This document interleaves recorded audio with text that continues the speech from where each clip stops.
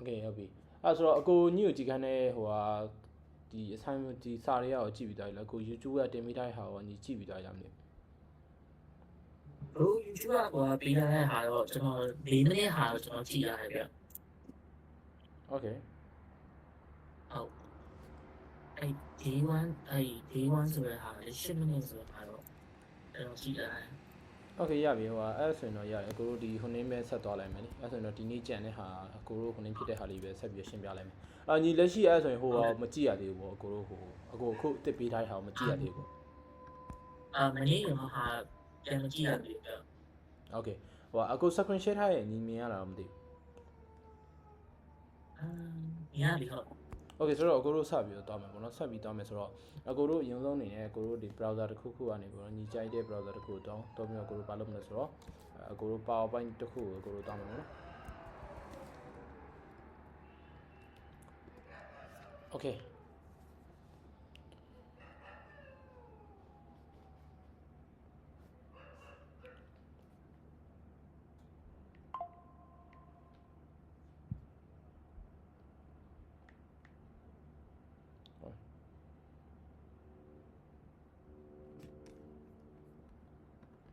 ဟုတ်ပါ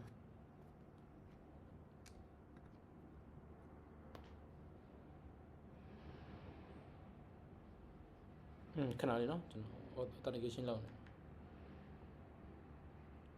Okay ရပြီ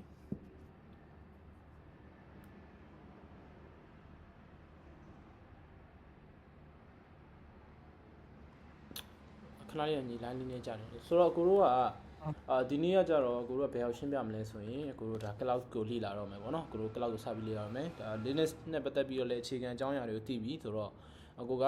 ကိုယ့်ရဲ့ PowerPoint လေးကိုပြန်ဖွင့်ထားလိုက်မယ်ပေါ့နော်ဒါတော့အခြေခံ concept တွေကိုရှင်းပြချင်တာရယ်နောက်တစ်ခုကကြတော့ကိုတို့ဒီနေ့မနေ့အခု recording မှာပြောသွားတဲ့ဟာလေးတွေတော့ရှိရပေါ့နော်ကို recording မှာပြောသွားတဲ့ဟာမျိုးတွေဆိုရင်တော့ကိုတို့ဘာရှိမလဲဆိုတော့ဒီ cloud engineering course note ရှိရဲအဲ့ဒီ note မှာ technical ရှိတယ်ပြီးရင်ကိုတို့ဒါဒီ software engineer တယောက်အနေနဲ့တည်တဲ့ဟာရှိရဲပြီးရင် roadmap ရှိမယ်ပေါ့နော်ဆိုတော့ဒီဟာတွေရောရှိမယ်ဒါတွေအကုန်လုံးတော့ကိုကဒီ GitHub မှာတင်ပေးထားတယ်ညီကိုတို့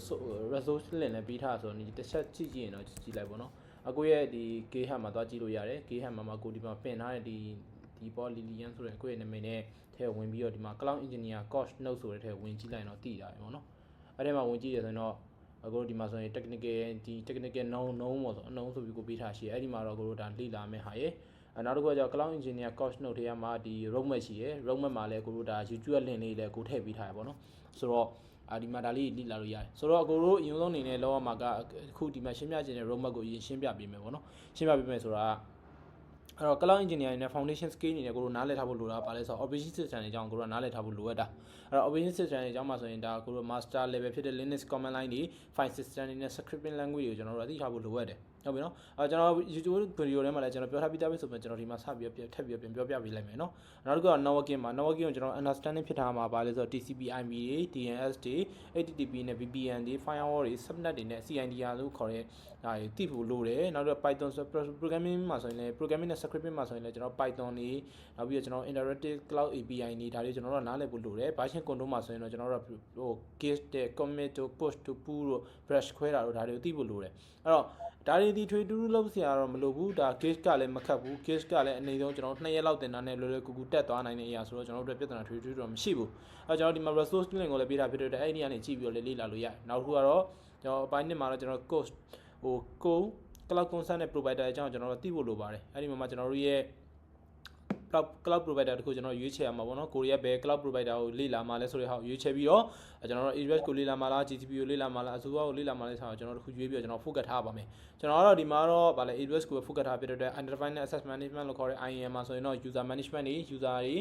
group တွေ role တွေ policy တွေကိုကျွန်တော်တို့သတ်မှတ်ပါတယ်အဲ့တော့ဒီနေရာမှာ user တွေ group တွေ role တွေ policy တွေကိုကျွန်တော် IAM လို့ခေါ်တဲ့ Enterprise Access Management လို့ခေါ်တဲ့ဆိုတဲ့အကြောင်းရင်းကကြတော့သူကဗာလဲဆိုတော့ user တယောက်ကဘယ်လိုမျိုး permission ပဲရှိသင့်တယ်ဆိုတဲ့အရာတွေကိုသူကသတ်မှတ်ပေးတာပါဟုတ်ပြီနော်သူကဒီ permission သတ်မှတ်ပေးရလို့အလွယ်တကူသတ်မှတ်ထားလို့ရတယ်ဒါပေမဲ့နောက်ပိုင်းကျတော့ဒီ definition ကအကြောင်းမျိုးကြောင့်ပြောင်းသွားနိုင်တယ်အဲ့တော့ compute ပါ compute ဆိုတာတော့ကျွန်တော်တို့ကဘာရှိလဲဆို EC2 လို့ခေါ်တဲ့ Elastic Cloud Compute လို့ခေါ်တဲ့ EC2 ရှိပါမယ် LAN ဘာရှိမယ်နော်နောက်တစ်ခုကကျတော့ storage မှာဆိုရင်တော့ S3 ရှိရယ်အဲ့တော့ storage မှာဆိုရင်လည်းကျွန်တော်တို့မှာ object storage နဲ့ block storage ဆိုပြီးနှစ်မျိုး꿰ပါတယ် အဲ့တော့ S3 ကိုတော့ object story တွေနဲ့သုံးပြီး EBS ကိုတော့ကျွန်တော် block story တွေနဲ့သုံးပါတယ်နောက်တစ်ခုအနေနဲ့ file story နဲ့ဆိုရင်တော့ EFS လို့ခေါ်တဲ့ file story ကိုသူတို့ကသုံးပါတယ်အဲ့ network game မှာဆိုရင်တော့ VPC ရှိရယ် subnet တွေ public တွေ private တွေ routing table တွေ security group တွေ MAT gateway တွေ load balancer တွေ APN gateway တွေကိုကျွန်တော်တို့ကသိဖို့လိုပါတယ်အဲ့တော့ဒီနေရာမှာကျွန်တော်တို့ပြောသွားတဲ့အထဲမှာ network game မှာကျွန်တော်တို့ subnet ဆိုတာဘာကြီးလဲ routing table ဆိုတာဘာကြီးလဲဒါတွေကျွန်တော်တို့ကလေ့လာဖို့လိုတယ်အဲ့တော့အဲ့ဒီအတွက်လည်းကျွန်တော်တို့ကနောက်ပိုင်းမှာတစ်ဖြည်းဖြည်းနဲ့ဆက်ပြီးရှင်းပြပေးသွားမယ်အဲ့တော့ဒီမှာတော့ကျွန်တော်တို့က resource တွေကိုကျွန်တော်ထည့်ပေးထားဖြစ်တဲ့အတွက်ကျွန်တော်တို့ကဒီမှာတွားပြီးကျွန်တော်တို့ကြည့်လို့ရပါတယ်ဒီမှာ with AWS ဒီကျွန်တော်တို့ AWS cloud ဒီ roadmap တွေကိုကျွန်တော်ဒီမှာထည့်ပေးထားတယ်သို့တော်လည်းကျွန်တော်တို့ကဒီနေရာမှာ resource video ပဲကျွန်တော်ထည့်ပေးထားပါတော့နောက်တစ်ခုကတော့ automation နဲ့ DAO ပါကျွန်တော် cloud engineer လုပ်တယ်ဆိုပြီးကျွန်တော် DAO concept ကိုမသိလို့လည်းမရပါဘူးအဲ့တော့ infrastructure as code လို့ခေါ်တဲ့ကျွန်တော် IAC တို့เนาะ IAC မှာ infrastructure as code မှာဆိုရင်ကျွန်တော်ဘယ်ဟာသုံးပါလဲဆိုရင်တော့ကျွန်တော် Terraform cloud formation တွေကိုကျွန်တော်သုံးမယ် containerization မှာဆိုတော့ Docker သုံးမယ်ပြီး Kubernetes သုံးမယ်ပေါ့နော်နောက်တော့ CI/CD မှာဆိုရင်တော့ကျွန်တော် Jenkins GitLab CI ရဲ့ Git-action ရဲ့ဒါအသုံးအများဆုံးဖြစ်တဲ့အတွက်လွယ်လွယ်ကူကူနဲ့လေ့လာလို့ရတဲ့ high ဖြစ်တဲ့အတွက်ကျွန်တော်ဒီဟာတွေကိုဒီမှာသုံးပါမယ် monitoring tool မှာဆိုရင်တော့ကျွန်တော်တို့က Grafana ကိုတိကျထားပြီးသုံးပါမယ် Grafana ဆိုရင်ကျွန်တော်တို့သုံးရတာ monitoring လုပ်တယ်ဆိုတာကကျွန်တော်တို့ရဲ့ system ရဲ့ usage တွေဘယ်လောက်တောင်သုံးနေလဲဘယ် user ကဘယ်အချိန်မှာ login ဝင်ထားလဲဒါလိုမျိုးကျွန်တော်တို့ရဲ့ system တခုလုံး monitoring လုပ်နေရပါအဲ့တော့နံပါတ်1ခုအနေနဲ့ကျွန်တော်တို့ကဘာလုပ်တာလဲဆိုတော့ကျွန်တော် certification တွေဖြည့်ရပါမယ်အဲ့တော့ AWS Certified Cloud Practitioner ရဲ့ Solution Architect Associate ကိုကျွန်တော်ဖြည့်ဖို့ကျွန်တော်မှန်းထားပါတယ်အဲ့တော့ Bay project မှာဆိုရင်တော့ကျွန်တော် full stack application တွေကိုကျွန်တော် containerization တွေ serverless တွေကိုကျွန်တော်သုံးပြီး CI/CD တွေသုံးပြီးကျွန်တော်ဘာလုပ်မလဲဆိုတော့ deployment လုပ်ပါမယ်အဲ့တော့ blog post တွေ project တွေ link တွေမှာ Bay လုပ်တဲ့ပုံစံနဲ့နောက်တစ်ခုကဘာလဲဆိုတော့ security အနေနဲ့ DevSecOps principle တွေကိုကျွန်တော်တို့ကရှင်းပြပေးသွားပါမယ်အဲ့တော့ကျွန်တော်တို့ key tool master အနေနဲ့ဆိုရင်တော့ကျွန်တော်တို့ cloud provider မှာဆိုရင်ကျွန်တော် AWS ကိုသုံးမယ် IAC မှာဆို Terraform နဲ့ cloud formation ကိုသုံးမယ် container မှာဆိုရင်တော့ကျွန်တော်တို့ Docker နဲ့ Kubernetes ကိုလေ့လာမယ် CI/CD မှာဆိုရင်တော့ Git တွေ Jenkins တွေ Git-action တွေကိုလေ့လာပြီးတော့ scripting language မှာဆိုတော့ Python နဲ့ Bash script ကိုကျွန်တော်လေ့လာပါမယ်ဒါဒီကျွန်တော်တို့ရဲ့ overview ပါပဲဟုတ်ပြီနော်အဲ့တော့ဒါတွေအကုန်လုံးကျွန်တော်လေ့လာဖို့အတွက်ဆိုရင်ကျွန်တော်တို့မှာ2လ3လတရားဆို2လ3လဆိုရင်6လကွက်တီနဲ့ကျွန်တော်တို့သွားမှာပါဟုတ်ပြီနော်အဲ့ okay ဆိုတော့ကျွန်တော်တို့ဒီအခု roadmap လည်းတည်သွားပြီဆိုပြီးတော့ကျွန်တော်တို့ကဟုတ်ပြီကျွန်တော်တို့ဒီ roadmap ကိုတည်ပြီးတော့ကျွန်တော် core technical know နေကျွန်တော်သိဖို့လိုပါတယ် technical knowledge တွေသိဖို့လိုပါတယ်အဲ့တော့ technical knowledge တွေကျွန်တော်သိဖို့နေတဲ့နေရာမှာ operation system ကျွန်တော်တို့ deep knowledge သိဖို့လိုပါတယ် Linux တွေ Unix တွေ administration level ကျွန်တော်တို့ကောင်းကောင်းကြီးသိထားဖို့လိုပါတယ် cloud engineer အနေနဲ့ strong ဖြစ်တဲ့ foundation တွေကိုကျွန်တော်တို့ strong ဖြစ်နားလည်ထားဖို့လိုပါတယ် Linux တွေ networking တွေ programming language တွေနဲ့ကျွန်တော်တို့ programming language မှာပြီးရင်မှာကျွန်တော် database ဖြစ်တဲ့အတွက် SQL PostgreSQL တွေကိုလည်းကျွန်တော်အတိုင်းအတာတစ်ခုနားလည်ထားဖို့လိုပါတယ်အဲ့တော့ cloud platform အနေနဲ့ကျွန်တော် AWS ကိုလေ့လာပြီး DevOps ဘိုင်းမှာဆိုရင် CI/CD တွေ containerization တွေ virtualization တွေ database management တွေပြီးတော့မှာ security automation နဲ့ monitoring ဘိုင်းတွေကိုလည်းကျွန်တော်တို့ကသိထားဖို့လိုပါတယ်အဲ့ဒီမှာကျွန်တော်တို့က core technical skill အနေနဲ့ operation system ရှိပြန်ဟာလား programming language ဆိုမျိုးအများကြီးရှိတယ်ဒီမှာဆို Python Bash တွေ Go တွေဒါတွေအများကြီးလေ့လာမှလားဆိုတော့မဟုတ်ပါဘူးကျွန်တော် Python နဲ့ Bash လို့ပြောတဲ့နေရာမှာ Bash script လို့ပြောတဲ့နေရာမှာကိုကဘယ်ဟာပိုအားတန်လဲပိုလေ့လာရတာအားတန်လဲဆိုတော့ပုံမူတည်ပြီးကျွန်တော်တို့လေ့လာမှာပါ Python ဆိုလဲ Python Bash ဆိုလဲ Bash script တစ်ခုပဲအရင်လေ့လာပါမယ်နှစ်ခုလုံးလေ့လာဖို့မလိုပါဘူး Python programming language တစ်ခုကိုလေ့လာတဲ့အခါမှာအနေဆုံးအချိန်3လကနေပြီး6လထိပေးရပါတယ် non technical non IT ဆိုရင်တော့ကျွန်တော်တို့6လထိပေးရတာမျိုးရှိပါတယ်ဒါပေမဲ့ကျွန်တော်တို့ဒီ technical အရအတိုင်းအတာတစ်ခုနားလည်ထားတဲ့လူငယ်ဖြစ်တဲ့အတွက်ကျွန်တော်တို့ Bash script တို့ Python တို့ကျွန်တော်3လလောက်နဲ့တော့လေ့လာလို့ရမယ်လို့ကျွန်တော်တို့မျှော်လင့်ပါတယ်အဲ့တော့ networking မှာဆိုရင် understanding ဖြစ်ထားမှာ TCP IP DNS နဲ့ VPN တွေ subnet တွေနဲ့ load balancing အကြောင်းတွေကျွန်တော်တို့သိဖို့လိုပါတယ်ဟုတ်ပြီနော် TCP ဆိုတာဘာလဲ TCP IP ဆိုတာဘာလဲ DNS ဆိုရယ် domain name system ဆိုတာဘာလဲ VPN ဆိုတာ virtual private network ဆိုတာဘာလဲ subnet ဆိုတာဘာလဲပေါ့နော်အဲ့တော့ database မှာဆိုရင် HPM with SQL MySQL PostgreSQL နဲ့ NoSQL database ကြီးအကြောင်းသိဖို့လိုပါတယ်ကျွန်တော်တို့ဒီ application ရှိရဆိုရင် database ရှိရယ် web application ရှိရဆိုရင် application လို့ပြောလိုက်ပြီဆိုတော့သူ့နောက်မှာ database တွဲနေရဖြစ်တဲ့အတွက် SQL ပဲသုံးလား PostgreSQL ပဲသုံးလား MySQL ပဲသုံးလားဘာသုံးကိုတွေဒီကိုသုံးနေတဲ့ database language ကို database query ကိုလည်းအသုံးတက်နေဖို့လိုပါတယ်နော်ပြီနော် virtualization မှာဆိုရင်တော့ manage VN တွေကို manage လုပ်ရတာနဲ့ hypervisor တွေကို manage လုပ်ရတာဆိုရရှိပါတယ်အဲ့တော့ hypervisor level ဆိုရင်ကျွန်တော်တို့မှာ VMware တွေရှိရဒါတွေဒီကျွန်တော်တို့လုပ်ရမှာမဟုတ်ပါဘူးဒါပေမဲ့ကျွန်တော်တို့ကဘာလုပ်ဖို့လိုလဲဆိုတော့နားလည်ထားဖို့လိုပါတယ်နားလည်ထားဖို့လိုတဲ့နေရာမှာကျွန်တော်တို့ကဘာလို့နားလည်ထားမလဲဆိုရင်ကျွန်တော် VMware ဆိုရင်ဒါ hypervisor level သုံးတာလားဟာလား VMware မှာကျွန်တော်ဘာတွေလုပ်လို့ရလဲဆိုတဲ့ဟာကိုကျွန်တော်နားလည်ထားဖို့ပဲလိုတာပါအဲ့တော့ကျွန်တော်တို့ cloud platform အနေနဲ့ HP ဒီဆို major provider လို့ဒါ hand-on ဆိုတော့ကျွန်တော် AWS ကိုကျွန်တော်ရွေးထားတယ်အဲ့ cloud security မှာဆိုရင်တော့ဒါတော့ DAF4 ပဲဖြစ်တဲ့ IAM network security group တွေpolicy တွေကျွန်တော်တို့ရှိပါမယ် storage နဲ့ cloud compute မှာဆိုရင်တော့ S3 တွေ EC2 တွေနဲ့ VN တွေ Google cloud compute engine တွေရှိပါမယ်အဲ့တော့ modern cloud practical မှာဆိုရင်တော့ DevOps မှာဆိုရင်ကျွန်တော်တို့ DevOps CI/CD GitLab ဒါခုနကကျွန်တော်ပြောသွားတဲ့ဟာတွေပါပဲအဲ့တော့ foundation နဲ့ foundation and foundation soft skill တွေကတော့ဒါကျွန်တော်တို့ trade ပြောနေကြမလို့ဘူးအဲ့တော့ဒါဒီနေရာမှာကျွန်တော်တခုကြံသွားတာဘာလုပ်ဖို့ကြံနေခဲ့ဆိုကျွန်တော် research လုပ်တယ်ဆိုတဲ့ကိစ္စလည်းကျွန်တော်ကြံနေခဲ့ပါတယ်အဲ့ဆိုတော့ကျွန်တော်တို့တခုခုလေ့လာတဲ့အခါမှာကျွန်တော်တို့ general အဖြစ်လောက်တက်တာကျွန်တော် ChatGPT ကိုသွားပြီးတော့ TCP/IP ကဘာလဲဆိုပြီးကျွန်တော်တို့မေးတတ်ပါတယ်သို့တော့ဒါဒီပြဿနာမဟုတ်ပါဘူး ဟုတ်နော် TCP/IP ကဘာလဲကျွန်တော်မြန်မာလိုပဲမေးအင်္ဂလိပ်လိုပဲမေးကျွန်တော်တို့ပြဿနာမရှိပါဘူးအဓိကကျွန်တော်တို့ကဘာလို့ဖို့လဲဆိုရင် AI ကိုမေးလာတဲ့စာ TCP/IP ဆိုပြီးကျွန်တော်တို့ကဒီ Google မှာရက်ပြီးရှာတာမျိုးကတော့ပို့ပြီးတော့ကျွန်တော်တို့ suggest လုပ်ပါတယ်okay ကျွန်တော် Google ကိုရင်သွားလိုက်ပါမယ်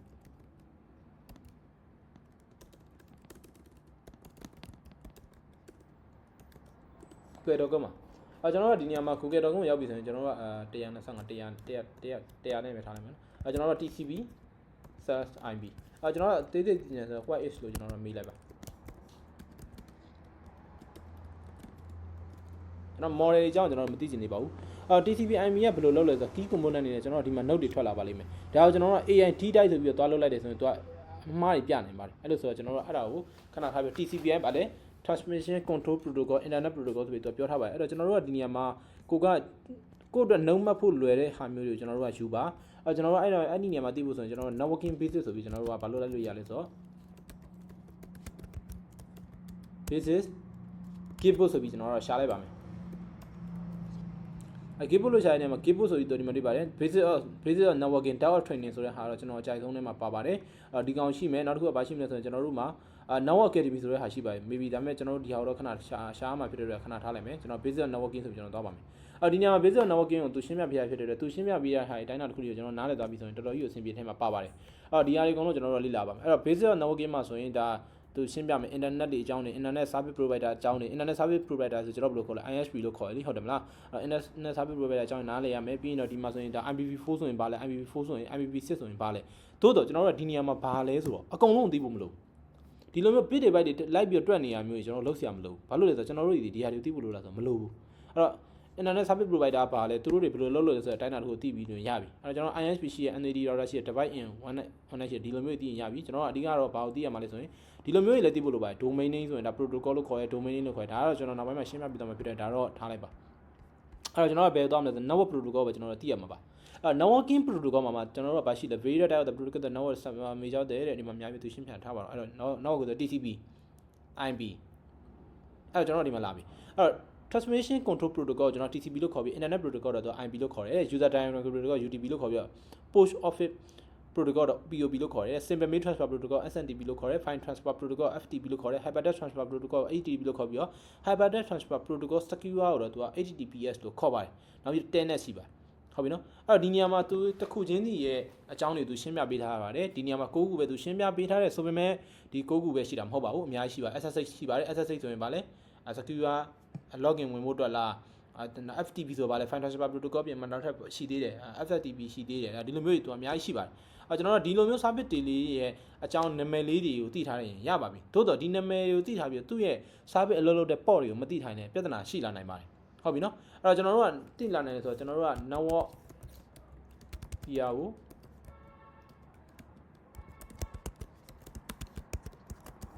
list ဆိုပြီးကျွန်တော်ရှာလိုက်ပါokay okay ဒီမှာဆိုရင်တော့သူတော်တော်အဆင်ပြေပါတယ်ကျွန်တော်တို့ဒါဆိုရင်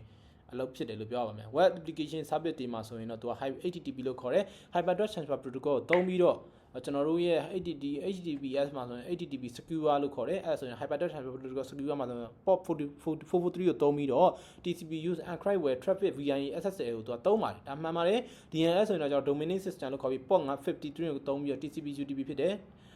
်သုံးတယ်ပြီး translate domain name to IP address ကိုသူကပြောင်းပေးပါတယ်ဆိုတာကဒီနေရာမှာ domain name system အကြောင်းကျွန်တော်တခုဖြတ်ပြောချင်ပါတယ် domain name system ဆိုတာဘာလဲဆိုတော့ IP ကနေပြီးတော့ဘာဖြစ်လဲ domain name to IP address ကိုသူကချိန်ပြီးလို့ IP ကနေပြီးတော့ domain ကိုချိန်လိုက်တယ်လို့ပြောလို့လည်းရတယ်အဲ့တော့ HTTP ဆိုရင်ဒါ proxy ပြောင်းတာ80ဆိုပြီး use the proxy and port တွေတောင်းတာရှိပါတယ်ဒီမှာ file နဲ့ပတ်သက်တဲ့ file transfer protocol ဆို FTP ရှိရယ် FFTP ရှိရယ် TFTP ရှိရယ် SMB ရှိရယ် sample message block ဆိုတဲ့ဟာပါအဲ့တော့ email service တွေမှာဆိုရင်တော့ဘာသုံးလဲဆိုရင်တော့ SNTP သုံးတယ် SNTP သုံးတယ် SNTP ကိုတော့ submission တွေနဲ့သုံးတယ် POP port 3သုံးတယ် IMAP သုံးတယ် remote access နဲ့ management မှာဆိုရင်ကျွန်တော်တို့နားလည်ပြီးသားဖြစ်တဲ့ secure ဖြစ် share ဖြစ်တဲ့ SSH ကိုသုံးတယ် DNS ကိုသုံးတယ် RDP လို့ခေါ်တဲ့ remote desktop protocol ကိုသုံးတယ်နောက်တစ်ခုကဘာလဲဆိုတော့ SNMP လို့ခေါ်တဲ့ simple network management protocol ကိုသုံးပါတယ်161မှာ 161 ပေါ့မြင်လိုက်တာနဲ့ကျွန်တော်တို့ဗာသိရမလဲဆိုတော့ SNMP လို့ခေါ်တဲ့ simple network management protocol ကျွန်တော်သိဖို့လိုပါတယ်ဘာလို့လဲဆိုတော့ तू က SNMP ဆိုတဲ့ဟာက तू က simple network management protocol ဆိုတဲ့ဟာဒီ तू ကဘာလုပ်တာလဲဆိုတော့ तू ကဒီ network နဲ့ပတ်သက်တဲ့ message တွေကိုပဲ तू ကပို့ပေးတယ်အဲ့တော့ message တွေပို့ပေးတယ်ကျွန်တော်တို့ဒီ manage လုပ်တယ်ပေါ့နော်ဆိုပါစို့ကျွန်တော် Zapier တို့ပါအောင်နဲ့ဒါ network monitoring လုပ်နေရဆိုရင် network traffic တက်သွားလားဒေါင်းသွားလားဒါမျိုးတွေလုပ်တဲ့နေရာမှာသုံးပါတယ်အဲ့တော့ infrastructure and authentication မှာဆိုရင်တော့ DHCP လို့ခေါ်တဲ့ dynamic host configuration protocol ကိုတော့ကျွန်တော်67ရဲ့68ရဲ့ခေါ်ပါတယ် NTP လို့ခေါ်တဲ့ network time protocol ရှိရဲ့ LDAP လို့ခေါ်တဲ့ lightweight directory access protocol လို့ခေါ်ပါတယ် LDAP ကိုတော့အများအပြား Windows တွေမှာအသုံးများပါတယ်ဟုတ်ပြီနော် database service တွေမှာဆိုရင်တော့ MySQL ကိုတော့ 2206 မှာသုံးပြီးတော့ Microsoft SQL server မှာတော့143မှာသုံးပါတယ် Postgres SQL ဆိုရင်တော့5432မှာသုံးပြီးတော့ Oracle database မှာဆိုရင်တော့152521မှာသုံးပါတယ်အဲ့တော့ကျွန်တော်တို့အနေနဲ့ download ပဲလုပ်လို့ cloud ပဲလုပ်လို့ကိုယ့်ရဲ့ Linux server မှာကိုကဘယ် database ကိုသုံးနေဆိုရင်ဘယ်ပေါ့ကိုဖွင့်ရမလဲဆိုတဲ့ဟာကိုကျွန်တော်တို့ကဘာလုပ်ဖို့လိုလဲဆိုတော့သိထားဖို့လိုအပ်ပါတယ်ကျွန်တော်ပြောတာကိုရှင်းလားမသိဘူးသဘောပေါက်နားလည်လားမသိဘူးဗျဟုတ်နားလေပဲဟုတ်ပြီနော် Okay ဆိုတော့ကျွန်တော်တို့ကဒါဒီဟာတော့ကျွန်တော်တို့ရဲ့ဒါအခြေခံ concept တွေကိုကျွန်တော်ရှင်းပြပေးတာပါအဲ့တော့ကျွန်တော်တို့နောက်တစ်ခုကဘာလဲဆိုတော့ဒီ networking နဲ့ပတ်သက်ပြီးသွားပြီးပြီဆိုတော့ကျွန်တော်တို့ရဲ့ဘာလုပ်အောင်လုပ်လဲဆိုတော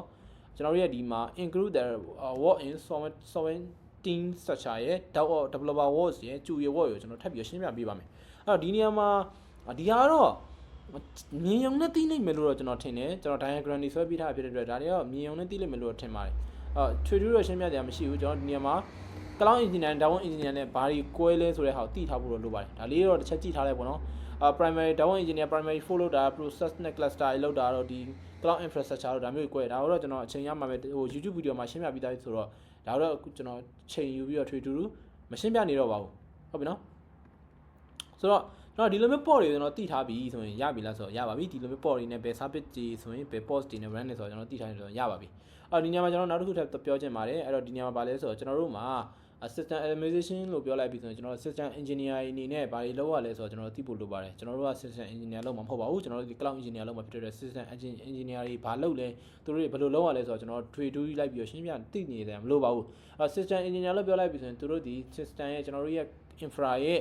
server management ဘိုင်းကိုလုပ်တယ်လို့ပြောထားတယ်နဲ့ရပါပြီဒီလိုမျိုးသိတယ်ဆိုရင်တော့ကျွန်တော်တို့အဆင်ပြေနေပါပြီသူတို့တွေအနေနဲ့ဘာလုပ်ပေးရလဲဆိုရင်သူတို့ system engineer တွေနဲ့သူတို့က user management တွေသူကလုပ်ပေးရတယ် system network maintenance လုပ်ပေးရတယ် performance and security management လုပ်ပေးရတယ် troubleshooting တွေလုပ်ပေးရတယ်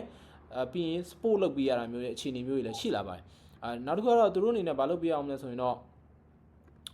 ဒါလည်းပါတော့ဒီကျွန်တော်တို့ရဲ့ဒီ system engineer တွေလုပ်နေတဲ့ဒီ system တွေလို့ခေါ်တဲ့ဒီ server တွေရှိမယ် network device တွေရှိမယ်ဒီလိုမျိုး device တွေရဲ့တစ်ထဲမှာရှိတဲ့ဟာတွေကိုကျွန်တော်တို့ကပစ္စည်းတစ်ခုချင်းတွေကိုကျွန်တော်တို့ component လို့ခေါ်ပါတယ်အဲ့တော့ကျွန်တော်က understanding of the system component ဆိုတဲ့ခေါင်းစဉ်နဲ့ကျွန်တော်ရဲ့ system တစ်ခုထဲမှာပါတဲ့ server တစ်ခုထဲမှာပါတဲ့ component တွေအကြောင်းကျွန်တော်တို့ကလည်းတိုင်းတာတစ်ခုတွေသိဖို့လိုပါတယ်သို့တော့ကျွန်တော်တို့ fundamental အပိုင်းဖြစ်တဲ့အတွက်ကျွန်တော်တို့ကအရင်ကြီးတဲ့ system တွေအတွက်ကျွန်တော်စဉ်းစားမှာမဟုတ်ပါဘူးအဲ့တော့ system လို့ပြောတဲ့နေရာမှာ computer system component လို့ပြောတဲ့အခါမှာ laptop ထဲမှာရှိတဲ့ဟာတွေလည်း component တွေပဲဒီ PC လို့ဆင်ထားတဲ့အထဲမှာပါတဲ့ဟာတွေလည်း component တွေပါပဲအဲ့တော့ PC တွေမှာကျွန်တော်အနေနဲ့ default အနေနဲ့နားလည်ထားတာပါရှိမလဲ motherboard ပါမယ် RAM ပါမယ်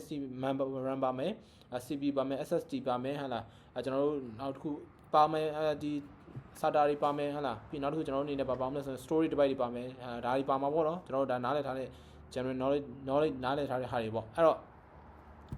နောက်တစ်ခုအနေနဲ့ကျွန်တော်တို့ key system component တွေမှာကျွန်တော်တို့ hardware ဘိုင်းမှာဆိုကျွန်တော်တို့စဉ်းစားရဆိုရင်ပါလဲဆို the physical part of the computer မှာဆိုရင် computer မှာဆိုရင်တော့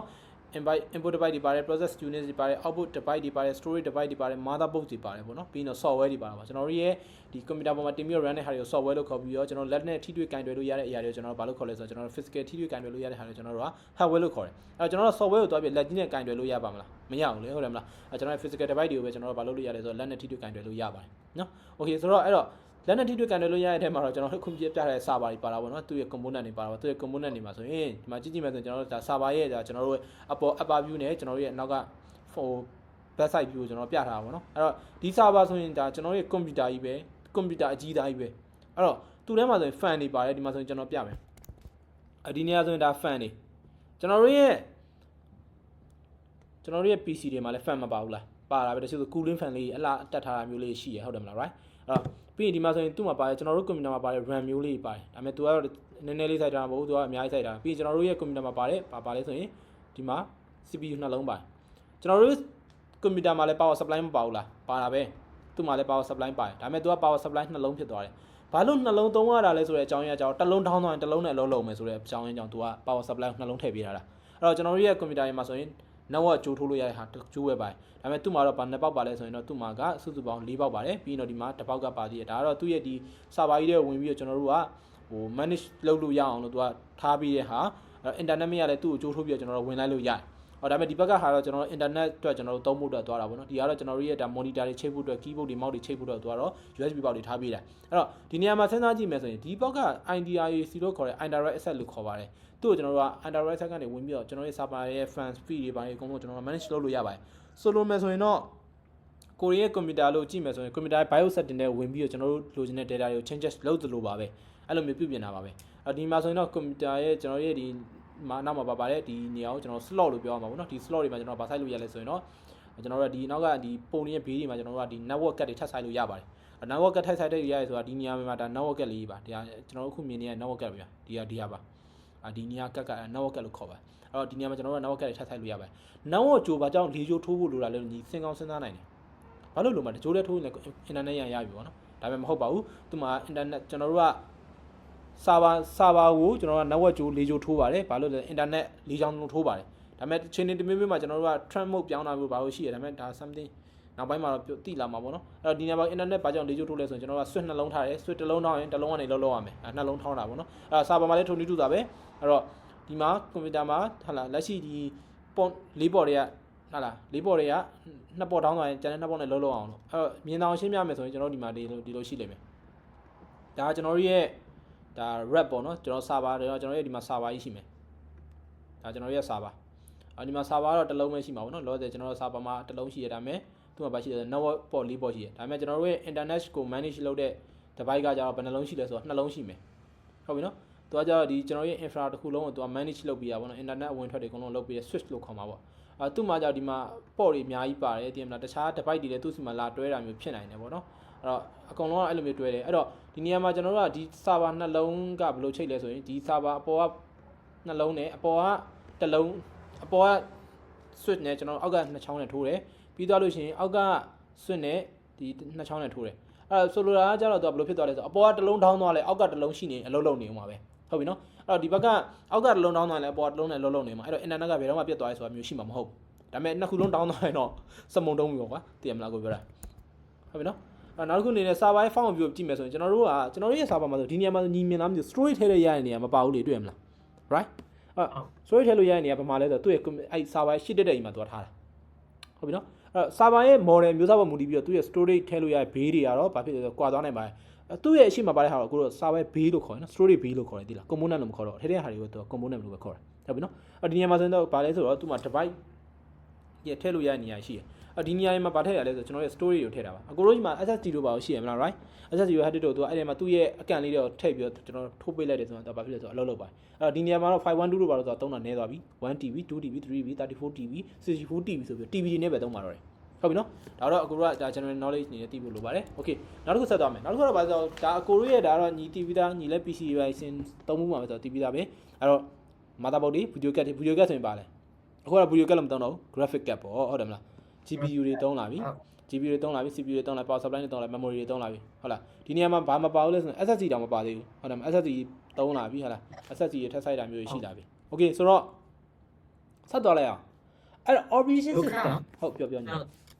အားလည်းခါ okay တမ်းနဲ့ပဲ okay ရတယ်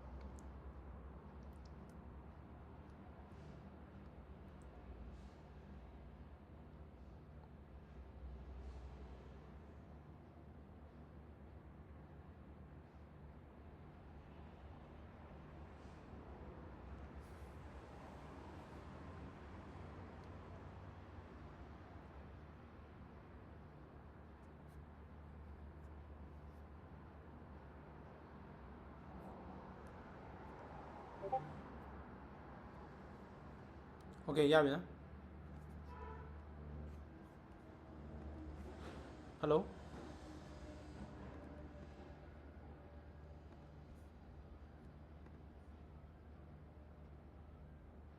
ဟယ်လိုကြားလား